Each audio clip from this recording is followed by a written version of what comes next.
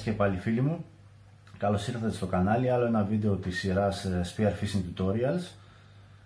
Αφορμή για το σημερινό βίντεο είναι ότι δυστυχώς για άλλη μια σεζόν χάσαμε αρκετούς από εμάς το καλοκαίρι που πέρασε. Μερικοί συνάδελφοί μας χάσαν τη ζωή τους κάνοντας αυτό που όλοι μας αγαπάμε. Οπότε ήθελα να αναφερθώ σε ορισμένα πράγματα που έχουν να κάνουν με την ασφάλειά μας κατά τη διάρκεια του ψαροντούφεκου ή της ελεύθερης κατάδυσης κατά συνέπεια, την ασφάλεια τη δικιά μας και του ζευγαριού μας που είμαστε παρέα. Πριν ξεκινήσω να πω ότι δεν θα πάρετε κάποια πιστοποίηση βλέποντας αυτό το βίντεο, απλά θα πάρετε μια έννοια, μια ιδέα, θα δείτε 5 πράγματα, θα σας βάλει σε μια σκέψη. Αλλά αυτό δεν σημαίνει ότι είσαστε και γνώστες. Θα πρέπει να πάτε σε ένα σχολείο, να εκπαιδευτείτε με ένα εξειδικευμένο εκπαιδευτή, να σας δείξει ακριβώς όλες τις διαδικασίες και να δει τι κάνετε λάθος. Γιατί εδώ ό,τι και να πούμε, εγώ δεν μπορώ να δω αν κάνετε κάτι λάθος ή όχι. Οπότε μπορεί να πάρετε μια λάθος γνώση γιατί νομίζετε ότι είναι σωστή. Οπότε καλό είναι να κάνουμε ένα σχολείο και για μας και για το φίλο μας που είμαστε στη θάλασσα μαζί, να ξέρουμε πώς να κάνουμε μια διάσωση αν χρειαστεί. Τα μέτρα ασφαλείας, όλα αυτά διδάσκονται σε όλες τις σχολές και θα είναι πάρα πολύ σωστό και χρήσιμο να κάνουμε ένα σχολείο. Παρ' όλα αυτά, επειδή πολλοί κόσμος είναι σε επαρχία, νησιά, δεν έχει την οικονομική δυνατότητα να κάνει ένα σχολείο γιατί θα απαιτηθούν και κάποια άλλα άτομα, δεν μπορεί μόνος του να κάνει ένα σχολείο. Καλό είναι να πούμε 5 πράγματα, να πάρουμε μια ιδέα, ώστε αν χτύπα ξύλο κάποιος βρεθεί σε μια ατυχή συγκυρία κατάσταση και χρειαστεί να δράσει, να ξέρει τουλάχιστον μερικές βασικές κινήσεις, κάτι τι να κάνει για να σώσει το φίλο του, το ζευγάρι του που είναι μαζί στη θάλασσα, και κυρίως να προνοήσουμε ώστε να μην βρεθούμε σε μια τέτοια κατάσταση. Το σημερινό βίντεο έχει να κάνει με 10+1 tips για την ασφάλειά μας στη θάλασσα και θα δείξουμε και στο τέλος μια λαβή πως πιάνουμε κάποιον ο οποίος έχει χάσει τις αισθήσεις του στη θάλασσα. Αλλά παρόλα αυτά επιμένω ότι αυτά πρέπει να τα δείτε σε ένα σχολείο και να σας δει ένας εκπαιδευτής να σας τα δείξει και να τα κάνετε μαζί του ώστε να σας διορθώσει τα πιθανά λάθη σας. Πάμε λοιπόν σιγά σιγά να δούμε ποια είναι αυτά τα 10+1 tip που μπορούμε να κάνουμε στη θάλασσα και να είμαστε όλοι ασφαλέστεροι. Νούμερο 1. Ποτέ μόνος. Το λέμε συνέχεια. Πάντα χρειάζεται κάποιος δίπλα μας για να μας βοηθήσει και να μας σώσει όπως και εμείς αυτόν. Σίγουρα αρκετός κόσμος πάει στο ψάρεμα μόνος του, τυχαίνει, δεν βρίσκει παρέα και όλα αυτά, αλλά δεν υπάρχει ασφάλεια εκεί πέρα. Οπότε ο πρώτος κανόνας είναι ποτέ μόνος. Πρέπει να βρούμε ένα ζευγάρι που να έχουμε παρόμοιες καταδυτικές ικανότητες, να το πω έτσι, ώστε να μπορούμε να προσφέρουμε και εμείς ασφάλεια σε αυτόν και αυτό σε εμάς, γιατί δεν έχει νόημα να βουτάω 30 μέτρα και να πάρω κάποιον ο οποίος καταδιέται με το ζόρι 5-10 μέτρα. Δεν μπορεί να μου προσφέρει ασφάλεια αν τη χρειαστώ σε μια βαθύτερη ζώνη. Οπότε πρέπει να βρω ένα ζευγάρι κοντά στις δικές μου δυνατότητες. Σίγουρα δεν είναι πάντα εύκολο, αλλά αυτό είναι και το ιδανικό, ώστε να μπορούμε να παρέχουμε ένα στον άλλον ασφάλεια σε οποιαδήποτε περίσταση χρειαστεί. Το ποτέ μόνος επίσης σημαίνει ότι δεν πάει ο ένας βορρά, ο άλλος δύση, ανατολή κτλ. Είμαστε παρέα, ψαρεύουμε παρέα, είμαστε κοντά ένας με τον άλλον και έχουμε συνεχή επίβλεψη ο ένας με τον άλλον, γιατί μπορεί και στην επιφάνεια κάποιος να πάθει κάτι, μια κράμπα, οτιδήποτε ξέρω εγώ, οπότε να χρειαστεί τη βοήθειά μας. Οπότε είμαστε πάντα κοντά ένας με τον άλλον και έχουμε συνέχεια το νου μας στο φίλο μας που είναι παρέα. Επίσης δεν καταδιόμαστε ποτέ και οι δύο μαζί. Για κανένα λόγο, ο ένας στην επιφάνεια, ο άλλος βουτάει. Το ιδανικό είναι να ψαρεύουμε και με ένα όπλο, οπότε αυτό ακόμα μας υποχρεώνει, να το πω έτσι, να είμαστε στην επιφάνεια όσο ο φίλος μας καταδύεται. Και αντίστροφα, όταν θα βουτήξουμε εμείς, ο φίλος μας θα είναι στην επιφάνεια και θα μας προσέχει. Αυτός ήταν ο πρώτος και βασικός κανόνας ασφαλείας. Πάμε στον επόμενο. Πλάνο βουτιάς. Όταν λέμε πλάνο βουτιάς δεν εννοούμε μια συγκεκριμένη βουτιά, εννοούμε όλο το ψάρεμα. θα πρέπει να γνωρίζει το ζευγάρι μας τι πάω εγώ να κάνω αυτή τη συγκεκριμένη στιγμή. Είτε αυτό είναι το αρχικό ψάρεμα, δηλαδή πάω να κάνω ένα λαβρακοψάρεμα, ή πάω να κάνω ένα ψάρεμα στα 30 μέτρα για ροφούς, συναρίδες, οτιδήποτε. Φυσικά το ζευγάρι μας πρέπει να τα γνωρίζει αυτά. Και στη συγκεκριμένη βουτιά που θα πάω, τι πλάνο έχω? Θα πάω να κάνω ένα καρτέρι, θα πάω να συρθώ, να κάνω ένα γκουάτο, να βγω 20 μέτρα παρακάτω? Πρέπει να γνωρίζει το πλάνο της βουτιάς μας και γενικότερα του ψαρέματός μας, το ζευγάρι μας, όπως και εμείς το δικό του. Αξιολόγηση του τόπου γενικότερα που θα πάμε να βουτήξουμε. Έχουμε δει καιρό, προσπαθούμε να έχουμε μια γνώση από άλλες φορές που έχουμε πάει με αντίστοιχες συνθήκες, φεγγάρια κλπ. Τι θα γίνει, έχει ρέμα ο τόπος? Γενικότερα είναι ένας τόπος ο οποίος κάνει ρέματα, δεν κάνει, τα νερά θα είναι θολά, έχει κύμα, έχω ασφαλή είσοδο έξοδο από το νερό, υπάρχει κίνηση καϊκιών, σκαφών, γενικότερα ψαρεύουν επαγγελματίες, ρίχνουν δίχτυα. Όλα αυτά είναι κάποια δεδομένα τα οποία καλό είναι να τα γνωρίζω για το κομμάτι που πάω και να είμαι αντίστοιχα προετοιμασμένος για αυτό που θα δω εκεί πέρα και θα αντιμετωπίσω. Τα επόμενα 3 τα έχουμε συζητήσει αναλυτικά σε άλλα βίντεο της σειράς, μπορείτε να ανατρέξετε να τα δείτε. Το πρώτο είναι, δεν κάνουμε υπεραερισμό για κανένα λόγο. Έχουμε εξηγήσει τι συμβαίνει με τον υπεραερισμό, υπάρχουν το βίντεο στο κανάλι, μπορείτε να βάλετε το playlist με τα tutorials, θα τα βρείτε όλα εκεί πέρα. Δεν κάνουμε λοιπόν υπεραερισμό, δεν τα ξαναλέω γιατί, μπορείτε να τα δείτε εκεί. Εξισώσεις, επίσης τα έχουμε εξηγήσει, εντάχει κάνουμε συνεχόμενες, δεν περιμένουμε να πονέσει. Εάν για κάποιο λόγο δεν βγει η εξίσωση, δεν συνεχίζουμε να καταδιόμαστε, ματαιώνουμε, επιστρέφουμε στην επιφάνεια και βλέπουμε τι θα γίνει. Το επόμενο είναι ότι είναι και ενολογικό βέβαια, αλλά πρέπει να το πούμε. Εάν πάθουμε κάποιο είδος υποξίας, είτε σάμπα είτε blackout, δεν συνεχίζουμε να καταδιόμαστε, δεν καταδιόμαστε την ίδια μέρα, δεν ξέρουμε πώς θα συμπεριφερθεί ο οργανισμός μας και αν θα την ξαναπατήσουμε, οπότε δεν χρειάζεται να πιέζουμε καταστάσεις. Εάν τύχει κάτι, είτε ένα μικρό επεισόδιο είτε ένα μεγαλύτερο, τελειώνει η μέρα εκεί πέρα, μακάρι να είναι η πρώτη βουτιά. Εδώ να σημειώσω ότι αν κάποιος πάθει υποξία, κατά 90% δεν θα το θυμάται αν τον ανασύρουμε εμείς κανονικά και όλα καλά ή πάθει ένα μικρό blackout ή μια σάμπα, δεν θα το θυμάται. Οπότε αυτός δεν θα ξέρει ότι έχει πάθει κάτι. Οπότε εμείς, η ευθύνη μας σαν ζευγάρι είναι να τον πάρουμε και να φύγουμε. Ούτε να κάτσει να μας βλέπει, ούτε τίποτα.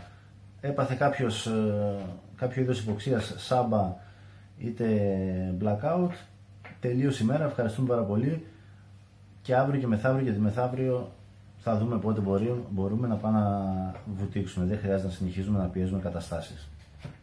Νούμερο 6. Τηρούμε βλαβικά τους χρόνους επιφανείας. Πρώτο και κυριότερο, με το που βγει το ζευγάρι μας από την κατάδυσή του, διατηρούμε την οπτική επαφή μαζί του για τουλάχιστον 30 δευτερόλεπτα ακόμα. Έχουμε εξηγήσει τους λόγους σε προηγούμενο βίντεο, μπορείτε να ανατρέξετε να τα δείτε. Γιατί ακόμα και 30 δευτερόλεπτα μετά μπορεί να πάθει blackout αυτός. Οπότε τον έχουμε στο νου μας για 30 δευτερόλεπτα ακόμα και αν μας κάνει σήμα ότι είναι ok, ακόμα και αν μας μιλήσει, εμείς τον βλέπουμε, δεν χάθηκε ο κόσμος για μισό λεπτό. Μόλις περάσει και το μισό λεπτό και είμαστε βέβαιοι ότι ο άνθρωπος είναι κομπλέ, μπορούμε να προχωρήσουμε στο επόμενο βήμα, να κουβεντιάσουμε, να δούμε ποιος θα βουτήξει, τι θα γίνει κτλ. Τηρούμε βλαβικά τους χρόνους επιφανείας μεταξύ των δύο καταδύσεων. Πρέπει να αποβάλουμε να ρυθμίσουμε το επίπεδο του διοξιδίου, έχουμε εξηγήσει και τους λόγους και για αυτά. Τα τηρούμε βλαβικά και για βαθύτερες βουτιές, σε βαθύτερες ζώνες 25-30 και κάτω κτλ. Οι χρόνοι αυτοί πρέπει να είναι μεγαλύτεροι. Λένε μερικοί ότι για normal βουτιές 1 λεπτό κάτω, 2 λεπτά στην επιφάνεια. Εγώ βάζω ακόμα παραπάνω, δεν χάθηκε ο κόσμος, θέλω να χαλαρώσω καλά, να είμαι ωραία. Για βαθύτερες βουτιές, στη ζώνη των 30 και κάτω, θέλουμε τουλάχιστον 10 λεπτό και όσο κατεβαίνουμε ακόμα παραπάνω χρόνο. Οπότε τηρούμε με βλάβεια τους χρόνους επιφανείας και θα είμαστε ασφαλείς. Νούμερο 7. ποτέ κουρασμένος ή άρρωστος για ψάρεμα κατάδυση. Ξενύχτη, ναρκωτικά, αλκοόλ, κούραση, άρρωστος, πυρετός κτλ. Είμαστε εξασθενημένοι, δεν μπορούμε να μειώνουν τα επίπεδα της άπνοιάς μας και της κριτικής μας ικανότητας και μας προδιαθέτουν για blackout. Αφυδάτωση, το ίδιο. Πρέπει να είμαστε υδατωμένοι, αλλιώς υπάρχει προδιάθεση για blackout. Ποτέ νηστικός είμαι γεμάτος στομάχι, για τους ίδιους λόγους. Και τέλος, ποτέ μπουκωμένος, αν έχω μίξεις και όλα αυτά, κινδυνεύω να πάθω reverse block. Τα έχουμε πει και αυτά, αλλά ας τα πούμε εδώ στη σούμα. Νούμερο 8. Σημαδούρα. Βασικό κομμάτι του εξοπλισμού μας. Υπάρχει βίντεο και για τη σημαδούρα. Μπορείτε να τρέξετε να το δείτε και αυτό. Πώς την έχω εξοπλίσει εγώ και πώς τη χρησιμοποιώ. Ευδιάκριτη. Η ελληνική νομοθεσία προβλέπει κίτρινη με κίτρινη σημαία με μια κόκκινη ρίγα και τα χαρακτηριστικά YZ υποβρύχια δραστηριότητα. Έχουν ακουστεί κάποια κρούσματα αναπεριόδους σε κάποιες μεμονωμένες περιπτώσεις κλπ. Που το λιμενικό έδωσε κλίση σε κάποιον που δεν είχε την προβλεπόμενη. Αλλά παρά το τίποτα, καλύτερα να είναι και πορτοκαλί, ευδιάκριτη, να φαίνεται από μακριά, ιδίως όταν έχει λίγο κύμα, είναι πιο δύσκολο να την αντιληφθείς. Προσέχουμε το κύμα και την αντιλιά, ιδίως όταν είναι χαμηλά ο ήλιος είτε το πρωί είτε το απόγευμα, για να φαίνεται η σημαδούρα μας. Δεν απομακρυνόμαστε μακριά από τη σημαδούρα μας. Ο νόμος προβλέπει 50 μέτρα τριγύρω σε ακτίνα. Και αυτά πολλά είναι, θα πω, γιατί πρόσφατα πάλι είχα ένα διαπληκτισμό με διάφορους επαγγελματίες. Περνούσαν στα 10-20 μέτρα από τη σημαδούρα μου. Φαντάσου, άμα ήμουν στα 50, θα περνούσαν ανάμεσα σε μένα και τη σημαδούρα μου. Δυστυχώς τα σκάφη πολλοί δεν γνωρίζουν, δεν τους ενδιαφέρει ή δεν ξέρουν γιατί είναι πρόβλημα μεγάλο να περάσει στα 20 μέτρα από μένα. Οπότε περνάνε κοντά. Οπότε κοντά στη σημαδούρα μας δεν απομακρυνόμαστε. Ευδιάκριτη, είπαμε τα χρώματα, και να είναι ικανή να σηκώσει δύο δίτες εάν χρειαστεί να σκαρφαλώσουν απάνω της. Γιατί υποτίθεται θα είμαι εγώ με το ζευγάρι μου. Εάν μας παρασύρει ένα ρέμα κάτι και χρειαστεί να ανεβούμε απάνω στη σημαδούρα και να κρατηθούμε, να είναι ικανή να μας συγκρατήσει στην επιφάνεια και τους δύο. Οπότε δώστε βάση σε αυτό το κομμάτι του εξοπλισμού. Είναι κάτι που μπορεί να σας σώσει και αυτό τη ζωή. Νούμερο 9. Γνώρισε το σώμα σου. Μάθε να ακούς το σώμα σου τι σου λέει. Πότε είναι μια καλή μέρα, πότε μπορείς να πιέσεις λίγο παραπάνω και πότε δεν μπορείς. Πότε δεν τραβάει η δουλειά, πότε είσαι λίγο κουρασμένος. Τα σημάδια που σου δείχνουν ότι σιγά σιγά έρχεται η κούραση. Μάθε να ακούς το σώμα σου και μην αγνοείς τα σημάδια που σου δίνει για ένα ψάρι παραπάνω στο βελόνι. Είναι σημαντικό. Μάθε να είσαι χαλαρός. Το σημαντικότερο πράγμα στην κατάδυση είναι να είσαι χαλαρός, αλλά ταυτόχρονα σε full επίγνωση του τι κάνεις, πού είσαι και πόσο χρόνο είσαι εκεί πέρα.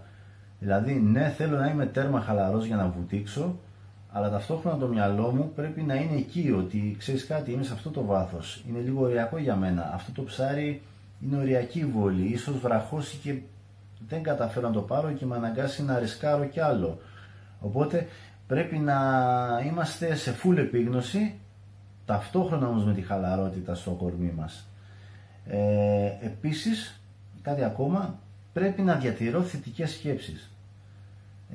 Όταν κάνω μια βουτιά και ξεκινάω από την επιφάνεια, είναι βαθιά, δεν ξέρω, θα τη βγάλω, προδιαθέτω τον οργανισμό μου να πάθω κάτι κακό, να μου δημιουργήσει άγχος, να κάψω παραπάνω οξυγόνο κλπ.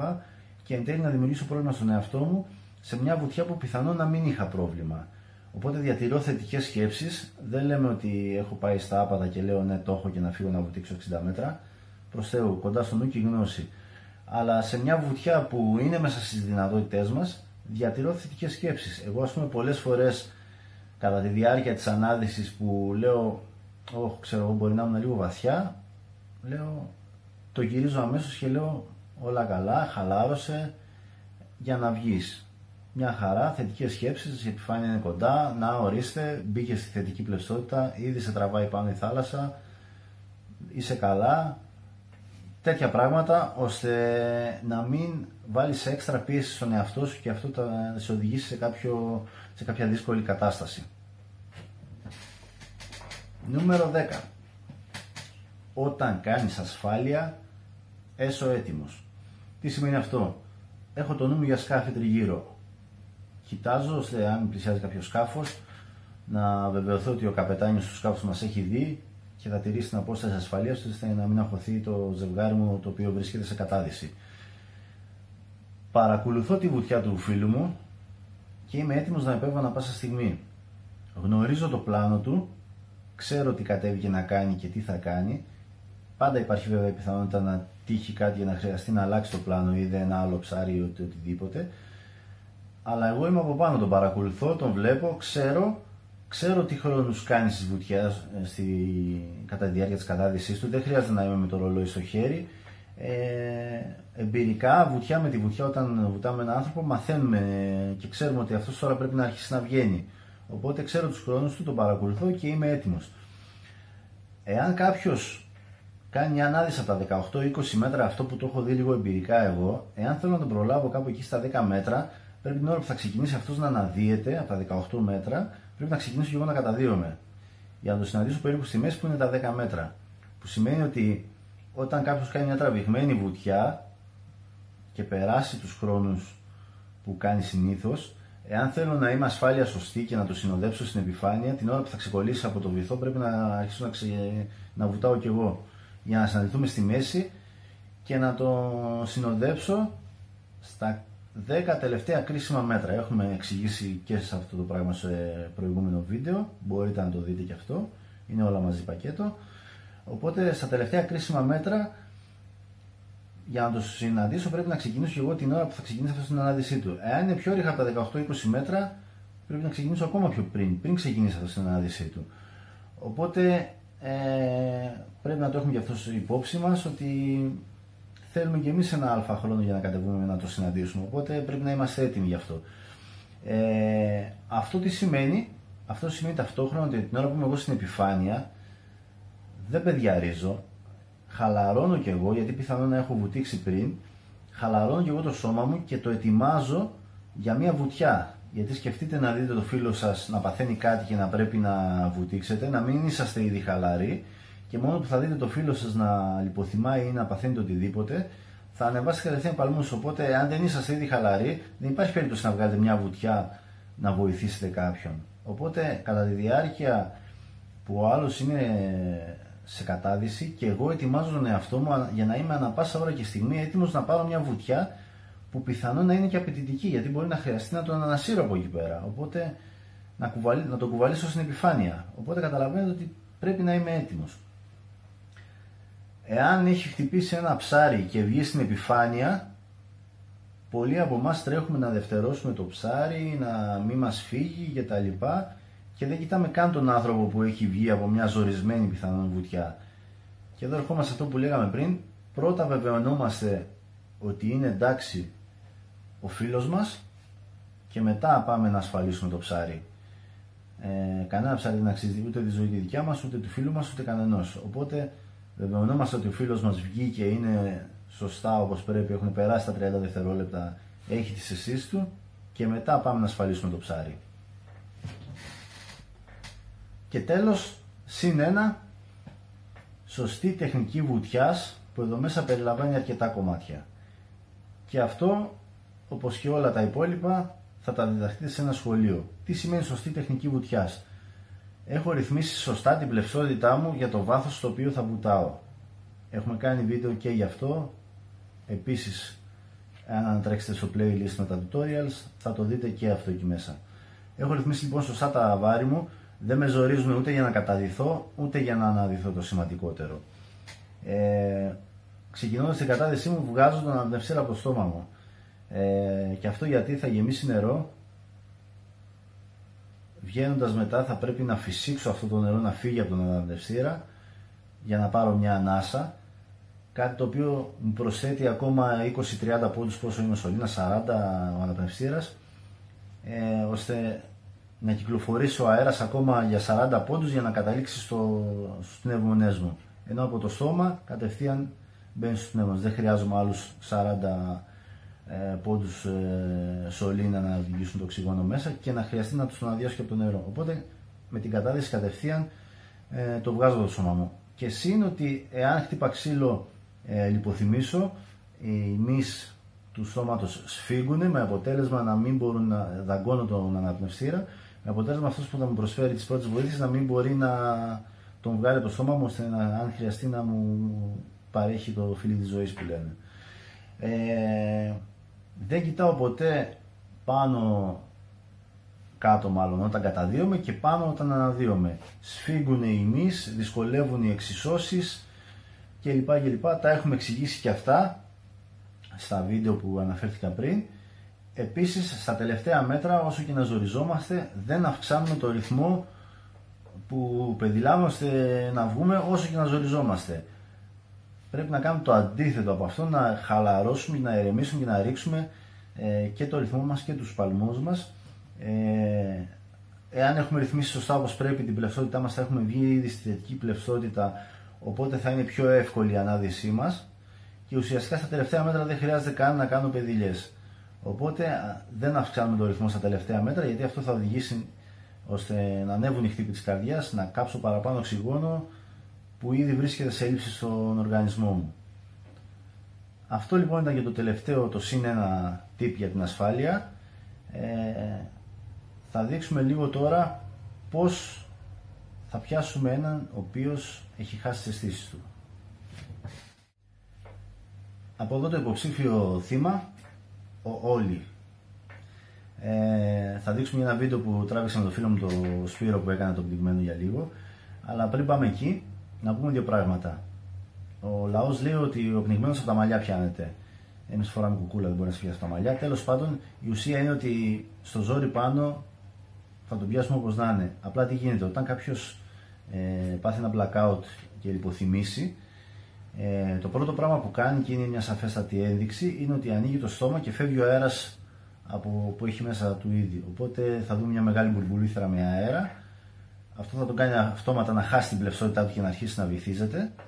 Θα αρχίσει να πίνει νερό και θα βουλιάζει. Οπότε εμείς θέλουμε να του κλείσουμε το στόμα ώστε να μην πιει, γιατί θα πιει μέχρι να το προλάβουμε, θα πιει λίγο νερό. Θέλουμε να του κλείσουμε το στόμα ώστε να μην πιει νερό και βουλιάξει. Ένα είναι αυτό το δεδομένο. Δεύτερον, προσπαθούμε να το φέρουμε σε τέτοια στάση, όσο είναι δυνατόν αυτό, ώστε να έχουμε τα πόδια μας ελεύθερα για να κάνουμε πεδιλιές και να βγάλουμε και τους δυο μας στην επιφάνεια. Η ζώνη είναι ωραίο να αφαιρείται, βοηθάει, γιατί αμέσως θα μας βοηθήσει να ανεβούμε πολύ εύκολα, αλλά είναι και δύσκολο ταυτόχρονα, γιατί θα πρέπει να του κρατάω το στόμα κλειστό, θα πρέπει να κρατάω και αυτόν, οπότε δεν περισσεύουν και πολλά χέρια και τα δευτερόλεπτα τρέχουν, δεν έχω απεριόριστο χρόνο και θα είμαι και ήδη σε πανικό. Το καλό της υπόθεσης, καλό, δεν μπορεί κανείς να βρει καλό σε αυτό το πράγμα, αλλά το θετικό, να το πω έτσι, της υπόθεσης είναι ότι κατά 90% εάν χτύπα ξύλο συμβεί σε κάποιον κάτι, θα γίνει στη φάση της ανάδυσης και μάλιστα στα τελευταία μέτρα, όπου θεωρητικά θα πρέπει να είναι θετικός, η πλευσότητα θα είναι θετική, οπότε θα είναι πιο εύκολο και για μας να τον βγάλουμε στην επιφάνεια. Οπότε σε αυτή την περίπτωση δεν είναι τόσο απαραίτητο να αφαιρεθεί η ζώνη. Πώς πιάνουμε τώρα κάποιον που πνίγεται? Εδώ υπάρχουν δύο σχολές. Η μία αναφέρει σίγουρα μία λαβή C στο σβέρκο, η άλλη λαβή από κάτω συν να του κλείσω τη μάσκα και τεντωμένα τα χέρια ώστε τα πόδια μου να είναι κάτω από τα δικά του και να μην βρίσκουν τα πόδια μου στα πόδια του κατά τη διάρκεια της πεδιλιάς. Αν τον έχω έτσι τεντωμένο, πρέπει να είναι μεγάλη διαφορά, έτσι να είμαι πολύ πιο κοντός εγώ και αυτός πολύ ψηλός, ώστε να χτυπάνε τα πόδια μου στα πόδια του. Και αυτό δίνει χώρο σε περίπτωση που υπάρχει και κάποιος δεύτερος δίτης να έρθει από την άλλη πλευρά και να τον πιάσει και αυτός, ώστε να μπορώ να το βγάλω πιο εύκολα. Εγώ αυτός που διδάχτηκα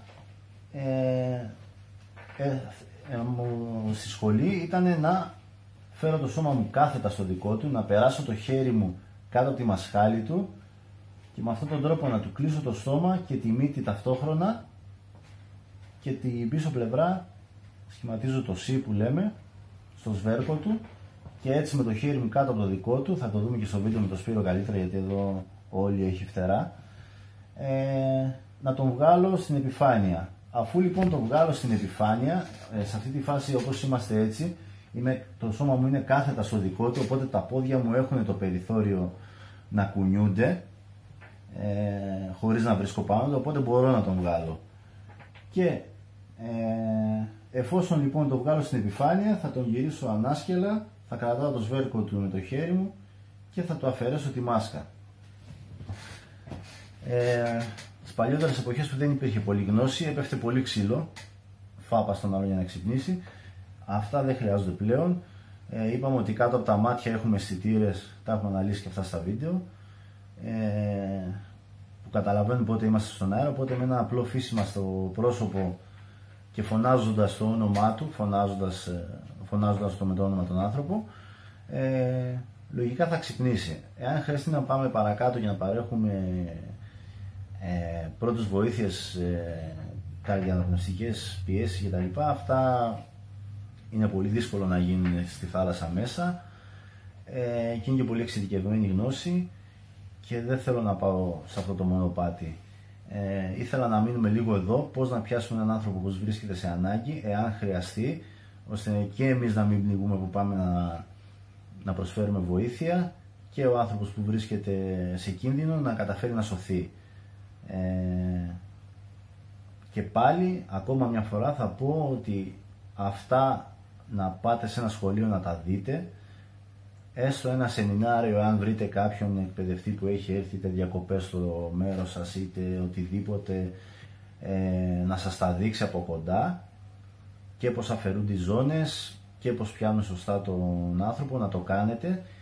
Και σας συμβουλεύω και εσάς με το ζευγάρι σας, όταν πηγαίνετε στο ψάρεμα μια φορά το μήνα, 2 φορές το μήνα, κάντε μια προπόνηση, μια διάσωση σε στυλ ζεστάματος. Πήγα και θέλω να κάνω ζέσταμα. Ας κάνουμε μια διάσωση. Βουτάω εγώ, πνίγομαι, έλα να με βγάλεις. Βουτάς εσύ, πνίγεσαι, έλα να σε βγάλω.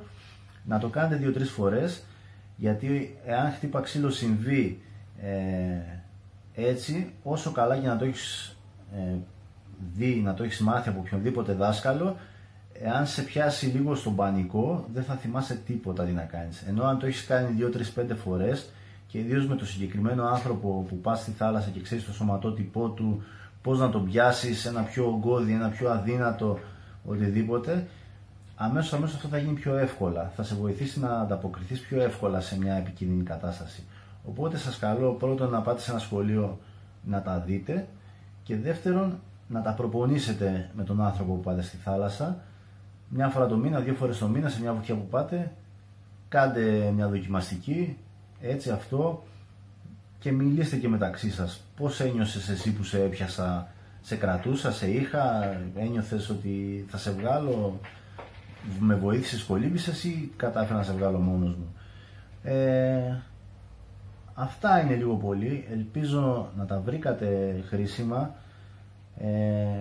να σας έδωσα το κίνητρο να πάτε σε μια σχολή και να εκπαιδευτείτε λίγο παραπάνω σε αυτό που όλοι μας αρέσει να κάνουμε, γιατί τα πράγματα είναι πολύ σοβαρά και το βλέπουμε κάθε φορά ότι πόσος κόσμος πνίγεται. Εάν σας άρεσε το βίντεο, πατήστε ένα thumbs up. Οποιαδήποτε απορία έχετε, είτε με ένα σχόλιο, είτε στη σελίδα στο Facebook, είτε στο Instagram, στη σελίδα του καναλιού, και θα σας απαντήσω να γνωρίζω φυσικά. Σας ευχαριστώ πολύ για τη θέαση. Εύχομαι ευχές σε όλους για καλές αναδύσεις και ασφαλείς πάνω απ' όλα, και τα καλύτερα έρχονται. Τα λέμε την επόμενη φορά. Γεια σας.